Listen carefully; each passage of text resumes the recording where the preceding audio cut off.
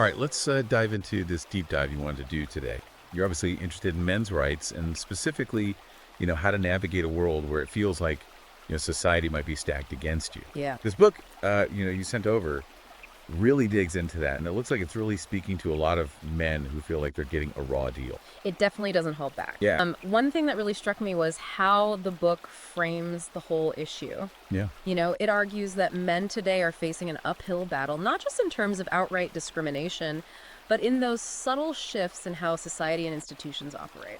Okay, so break that down for me a little. Yeah. What do you mean by these subtle shifts? Well, let's take the workplace as an example. Sure. The book argues that these diversity initiatives, while they sound positive on the surface, can actually put men at a disadvantage, especially white men. It claims that these programs can basically become like quota systems where men are passed over for promotions or opportunities, even if they are, more qualified on paper. That's an interesting perspective that you don't often hear in mainstream discussions about equality. Yeah, for sure. I mean, is this book making you rethink some of your own assumptions about things? It's definitely challenging conventional thinking. Yeah. And it's not just limited to the workplace. Okay. It also goes into education, claiming that policies influenced by feminism have led to a decline in how boys are doing academically. It even cites Sweden as an example, where boys are now 50% more likely to fail in school than girls. 50%? Wow, that's a pretty stark statistic. It is. Is the book saying that feminism is entirely to blame for this, or are there other things going on? It's not saying feminism is the sole cause. Okay. But it does argue that some policies aimed at empowering girls have unintentionally created a learning environment that doesn't work as well for boys. Yeah.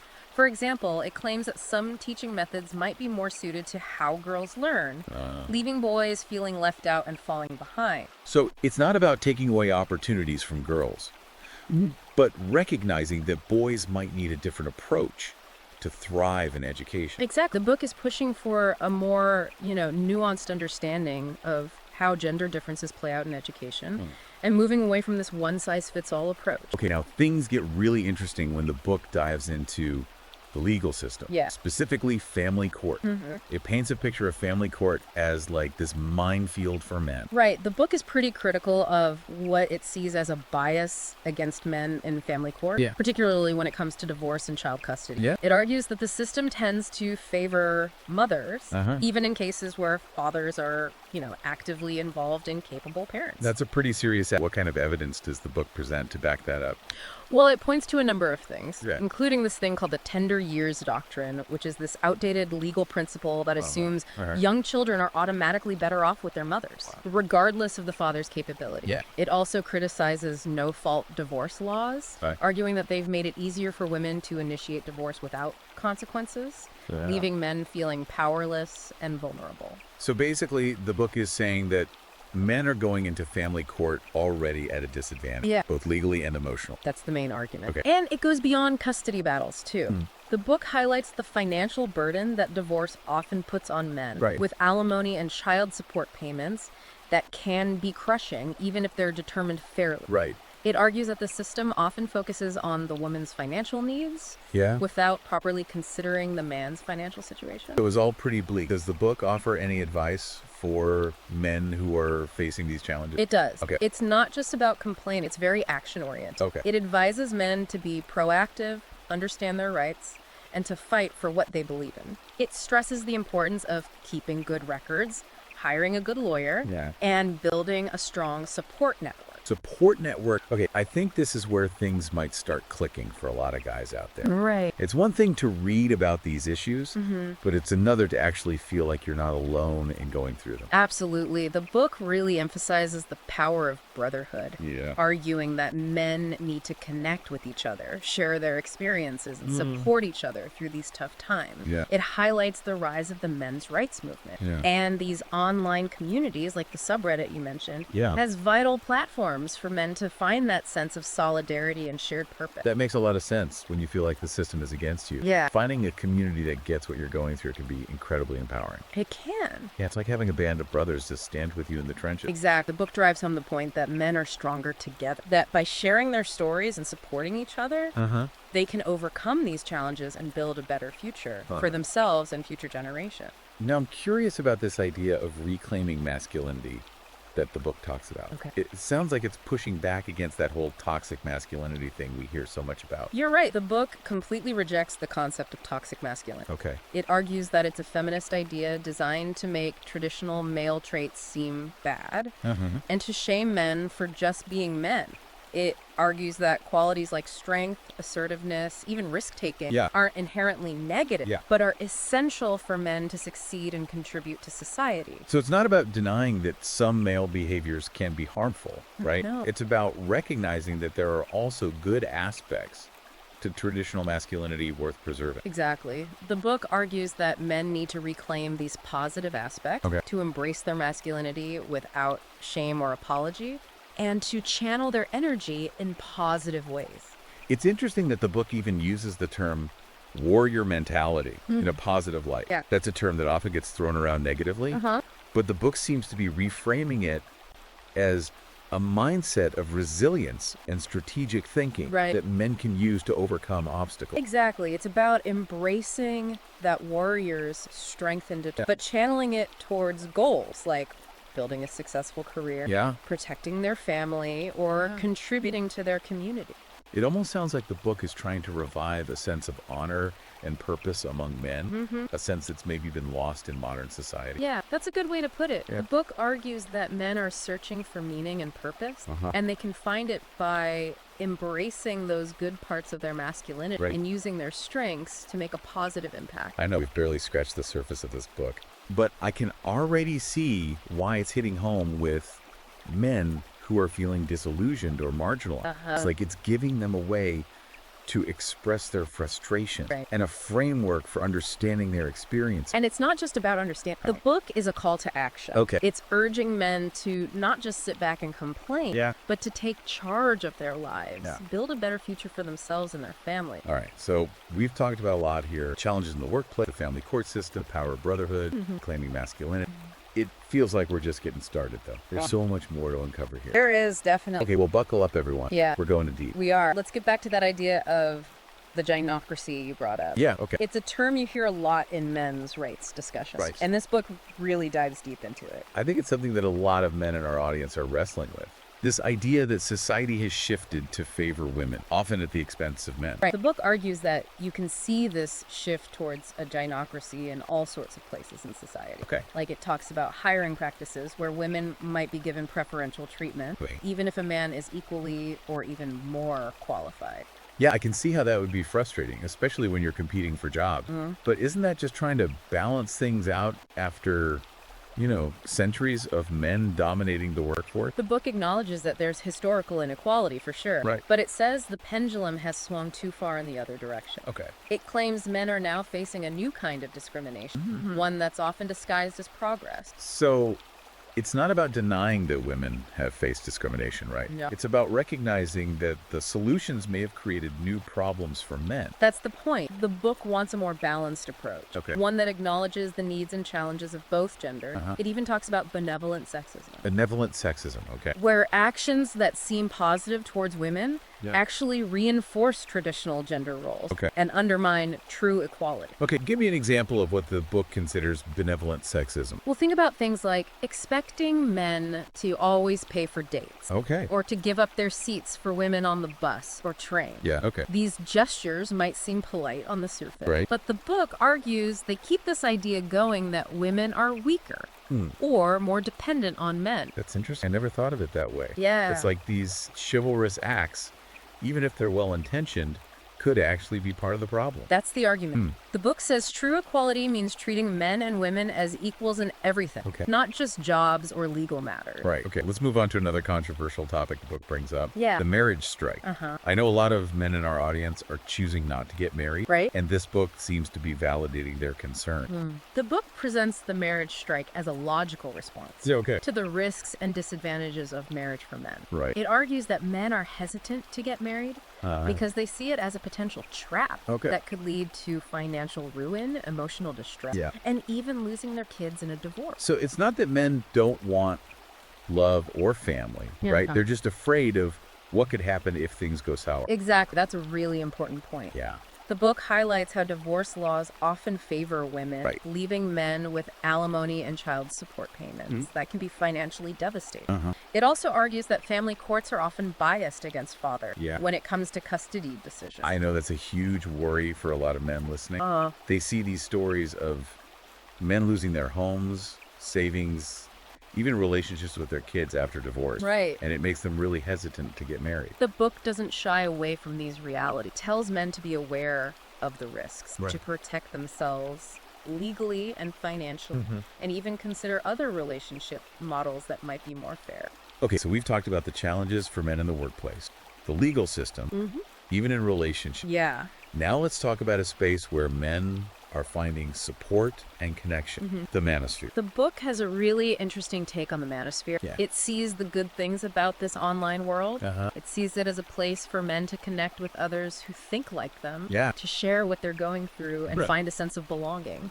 I think the manosphere has been a lifeline for a lot of men who feel like they're not being heard in mainstream society. It's a place where they can talk about their frustrations, their worries, their perspectives without being judged or censored. The book recognizes that. It also points out how the manosphere is raising awareness about issues that affect men, like male suicide rates, the challenges of being a father, and the biases men face in different parts of life. It's like a countercultural movement, right? Pushing back against this dominant narrative that portrays men as privileged and powerful while ignoring the real struggles so many men face. Exactly. The book sees the manosphere as a necessary correction, a place where men can challenge the status quo, reclaim their masculinity, and fight for their rights. But it seems to acknowledge the potential downsides of the manosphere too, right? It does. The book warns against falling into an echo chamber of negativity or resentment. It says it's important to use the manosphere for growth and positive change, not just for complaining or blaming women. It's a tricky balance. It is. On one hand, it can be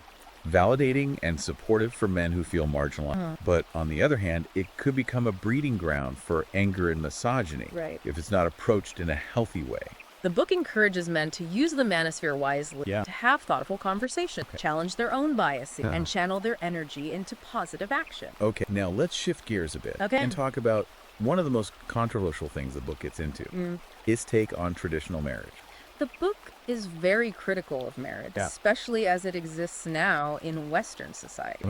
It argues that marriage has become really risky for men, often leading to financial ruin and emotional distress, especially if there's a divorce. I think a lot of men are starting to understand the realities of divorce laws and how they can be devastating for men financially. The book doesn't sugarcoat it. It even calls marriage a trap, designed to benefit women at the expense of men.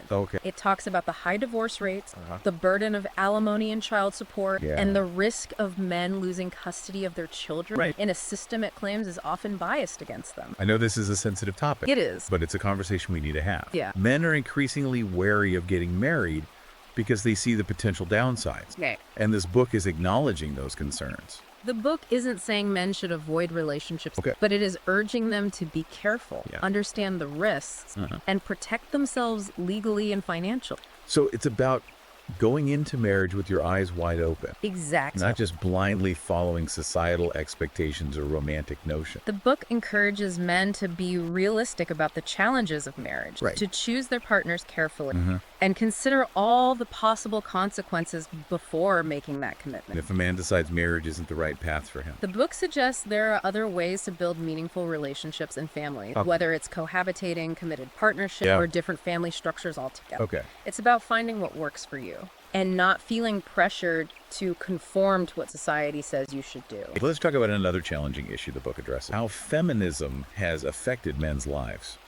The book argues that while feminism has definitely made progress for women, it's also had unintended consequences for men. This is where things can get heated. Because some people see any criticism of feminism as an attack on women's rights. The book is very clear. It's not denying the importance of gender equality or dismissing the struggles women have faced, but it's pushing for a more nuanced understanding of how certain feminist policies or ideas might have had a negative impact on men. So it's not about being anti-feminist. It's about having an honest honest conversation about how the pursuit of gender equality might have unintentionally created new problems for men. That's exactly it. Okay. The book explores those challenges in detail, from the workplace to family courts to the cultural stories that shape our understanding of what it means to be a man. Give me a specific example of how the book says feminism has negatively impacted men. Well, one example is how toxic masculinity has become this catch-all term to condemn any behavior that doesn't fit a very narrow definition of what's acceptable for men. Right. The book argues that this idea has created a climate of fear and shame for men, making them afraid to express their emotions, their assertiveness, even their natural instincts. So it's not about condoning bad behavior, right? It's about recognizing that not all expressions of masculinity are toxic or harmful. Exactly. The book argues that there are good things about traditional masculinity that are worth saving, like strength, courage, being protective, and having a sense of honor. It encourages men to reclaim these qualities, to embrace their masculinity without shame and channel their energy towards positive things. It sounds like the book is trying to find a balance. It is. Recognizing both the progress feminism has made and the potential downsides for men. Exactly. It's not about taking sides or demonizing either feminism or men's rights. Right. It's about having an open and honest conversation about the complex realities of how men and women interact in the 21st century. And it's about finding solutions that work for everybody, right? That promote true equality and create a society where both men and women can thrive. This section of the book really resonated with me. It talks about men's mental health. Something that's often ignored or stigmatized. It's true. Men are often told to just man up and bottle up their feelings, which can have really bad consequences. The book argues that men are facing a mental health crisis, driven by pressure from society, unrealistic expectations, and a lack of support. It highlights those alarming rates of male suicide, depression, substance abuse, and it challenges that traditional stoic ideal of masculinity that keeps men from asking for help. It's a powerful message. It's telling men that it's okay to not be okay. That seeking help is a sign of strength, not weakness. The book encourages men to be more open about their feelings, to build strong support network, and to get professional help when they need it. It also emphasizes finding healthy ways to deal with their emotions, whether that's through exercise, creative stuff, or just spending time in nature. It's about taking care of your mental and emotional well-being, just like you would your physical health. Exactly. The book stresses that men don't have to suffer in silence. There are resources out there, people who care. And there's hope for healing and recovery. I'm seeing a pattern here. This book isn't just about pointing out the problem. No. It's about giving men the tools to find solutions, to take charge of their lives and create a better future for themselves. Absolutely. And that brings us to another key idea in the book, the red pill. The red pill. It's a metaphor from the movie The Matrix. It represents choosing to see the world as it really is, even if that reality is tough or unpleasant. I think most of our listeners are familiar with the red pill idea. It's about waking up to the realities of how men and women interact, the societal biases that often favor women, and the ways men can be disadvantaged or even taken advantage of. The book really digs into the red pill philosophy, exploring different aspects of this awakening, from the legal system to how the media portrays men, to the social expectations that can undermine men's well-being. It's like peeling back the layers of how we're conditioned by society to see the truth, even if it's hard to swallow. The book doesn't hide the potential downsides of the red pill either. It acknowledges that some men can become angry or resentful, even misogynistic after taking the red pill. It's easy to fall into a victim mentality. It is. Or to blame women for all of men's problems. The book warns against that. It says it's important to use the red pill for positive change, not as an excuse to dwell on negativity or attack others. It encourages men to channel their energy constructively, to use their new awareness to improve their own lives, and to fight for a more fair and just society. So it's about taking that red pill awareness and using it to empower yourself, to make good changes in your own life, and to advocate for a better future for all men. Exactly. It's about becoming the hero of your own story, not the victim. So we've talked about the red pill, which is about waking up to how the world really is.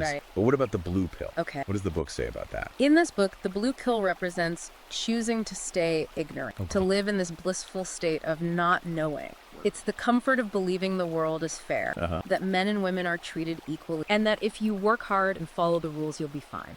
The book argues that the blue pill is a dangerous illusion, one that traps men in a cycle of denial and self-sabotage. It says that men who hold on to the blue pill are often blind to the ways they're being disadvantaged, exploited, even manipulated. It's like living in a fantasy world where you're unaware of the forces working against you. The book encourages men to reject the blue pill, to face the truth, no matter how uncomfortable it is, and use that knowledge to empower themselves. So it's a call to wake up, see the world clearly, and take control of your own destiny. Exactly. The book offers a path to liberation, a way for men to break free from that blue pill illusion and embrace a more authentic and empowering way of being a man. It encourages men to become aware of how they've been conditioned, to challenge those limiting beliefs, and create a new set of values that align with their true selves. It's a journey of self-discovery. Right. It is. Shedding those layers of social programming and embracing your true potential.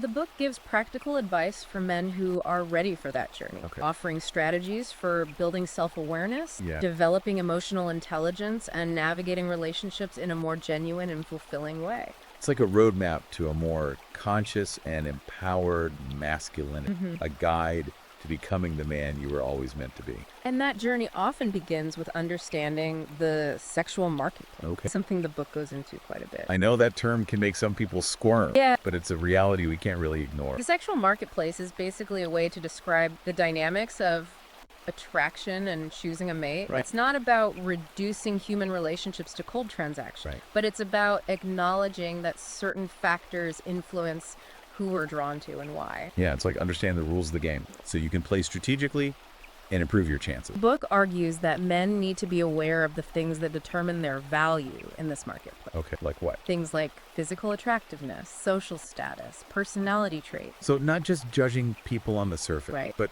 understanding what drives attraction and mate selection.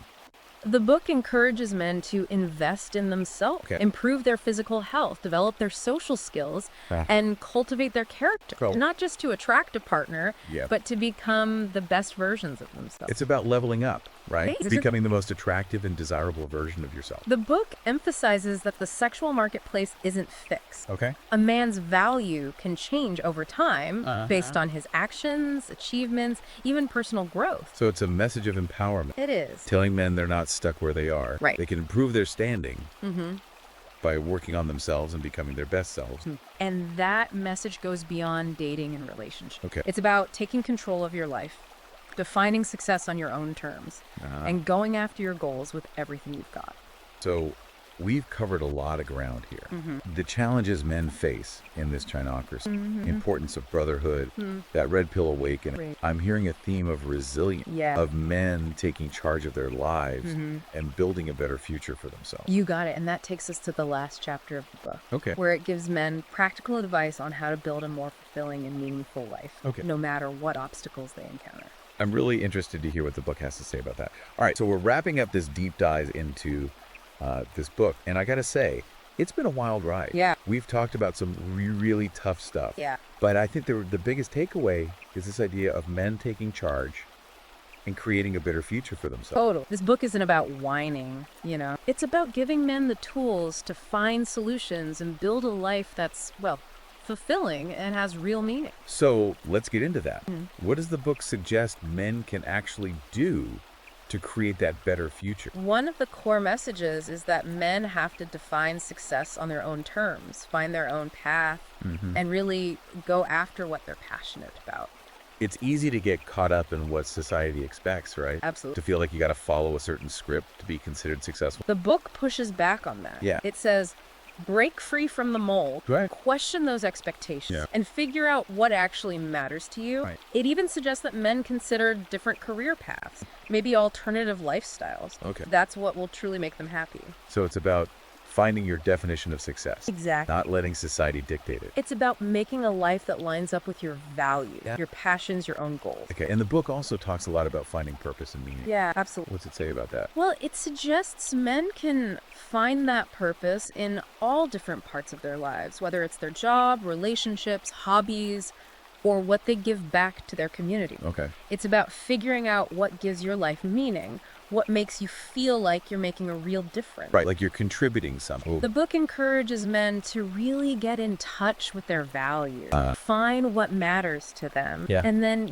actually live a life that reflects those values. Living with intention, making each day count, and leaving something behind, a legacy, Right, one you can be proud of. This book, man, it's given us a lot to think about. It has. It's challenged some of my own assumptions. Yeah. Made me question things I just kind of always accepted, And honestly, it's given me a whole new perspective on what men are dealing with today. It's a really thought-provoking book. And for anyone listening who's intrigued and wants to dig into these ideas further, the book is available on Amazon Kindle and Google Play Books. So if this deep dive has piqued your interest, I definitely recommend checking it out. It could change your whole outlook. Keep learning, keep asking those tough questions, and keep moving forward. Absolutely. And remember, guys, you're not alone in this.